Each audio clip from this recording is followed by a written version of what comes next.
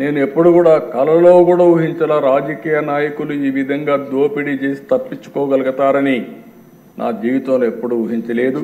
అంత దోపిడీ జరిగే పరిస్థితి వచ్చింది. ఎక్కడ చూసినా ఎవడికి దొరికింది వాళ్ళు దోచుకునే పరిస్థితికి వచ్చారు.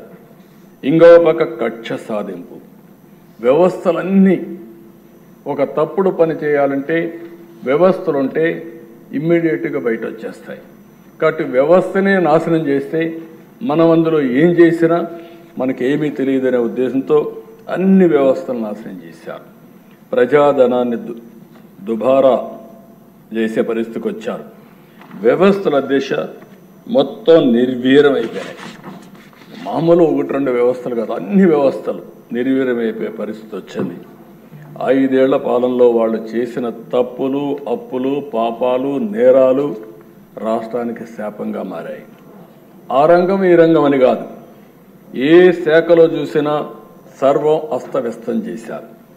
అసమర్థ పాలన, అభివృద్ధి నిరోధక నిర్ణయాలు, ప్రజా సంపద దోపిడీ, పన్నుల బాధుడు, స్కాముల కోసమే స్కీములు, అస్తవ్యస్త ఆర్థిక నిర్వహణలో రాష్ట్ర చరిత్రలో ఎప్పుడూ జరగనటువంటి నష్టం జరిగింది. ఒక ఉదాహరణకు ఒక 10 విషయాలు మాత్రం మీ దృష్టికి తీసుకొస్తున్నా, రాష్ట్ర ప్రజల దృష్టికి తీసుకొస్తున్నా. రాష్ట్ర రాజధాని నిర్మాణం నిలిపేశారు, బ్రాండ్ని నిర్వీర్యం చేశారు. ఆ రోజు ప్రపంచమంతా చర్చించారు.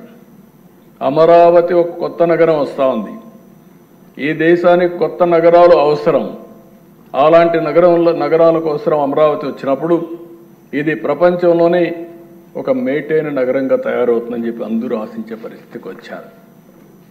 ₹1 ఖర్చు పెట్టాల్సిన అవసరం లేదు. కానీ ఏం చెప్పారు? దేశం 1,00,000 కోట్లు కావాలి, ఎక్కడ డబ్బులు ఉన్నాయన్నారు. నేను ఆ రోజు కూడా చెప్పాను, ఈ ప్రాజెక్టు డబ్బుల కంటే కూడా సెల్ఫ్ ఫైనాన్సింగ్ ప్రాజెక్ట్ ఇది. అక్కడ 10,000 ఎకరాలు దగ్గర భూమి ఉంది, అది అమ్ముకుంటే ఫేజ్డ్ మేనర్లో ఈ రాజధాని కట్టుకోవచ్చు చెప్పే పరిస్థితికి వచ్చాం. వినకుండా చేసే పరిస్థితికి వచ్చారు. జీవనాడి పోలవరాన్ని ఎన్నోసార్లు చెప్పాను, ఆంధ్రప్రదేశ్ జీవనాడి పోలవరం పూర్తి చేసుకుని నదుల అనుసంధానం చేయగలిగితే ఈ రాష్ట్రానికి కరువు అనే పరిస్థితి రాదు. ఇది మనం చేయాల్సిన బాధ్యత ఉంది. విభజన జరిగింది, పోలవరాన్ని నేషనల్ ప్రాజెక్టుగా పెట్టారు, పూర్తిగా కేంద్రం పూర్తి చేస్తామని హామీ ఇచ్చారు. అలాంటప్పుడు దీన్ని చేసుకోవాలని చెప్తే కడాన డయాఫామ్ వాల్ పోలవరంలో 50 లక్షల క్యూసిక్స్ ఆఫ్ వాటర్ పీక్ సీజన్లో డిశ్చార్జ్ అవుతుంది. 50 లక్షల క్యూసిక్స్ ఆఫ్ వాటర్. దేశంలో ఏ ప్రాజెక్టుకి ఇంత నీళ్ళు, ఇంత వరద వచ్చే సమస్య లేదు. అలాంటి ప్రాజెక్టులో ఏజెన్సీని మార్చి, అదే మరిగా ఆఫీసర్లను మార్చి, వర్షాలు వస్తే గాలి వదిలిపెట్టారు. దాంతో వర్షాలు వచ్చాయి, మొత్తం డయాఫామ్ వాళ్ళు కొట్టుకోకపోతే 2 సంవత్సరాలు పట్టించుకోలేదు. ఎప్పుడు పోయిందో తెలియదు వీళ్ళకు. తర్వాత సెంట్రల్ గవర్నమెంట్ దానిపైన ఐఐటి హైదరాబాద్ వేస్తే వాళ్ళు చాలా స్పష్టమైన రిపోర్ట్ ఇస్తే దానికి కూడా వితండవాదం మొదలుపెట్టే పరిస్థితికి వచ్చారు.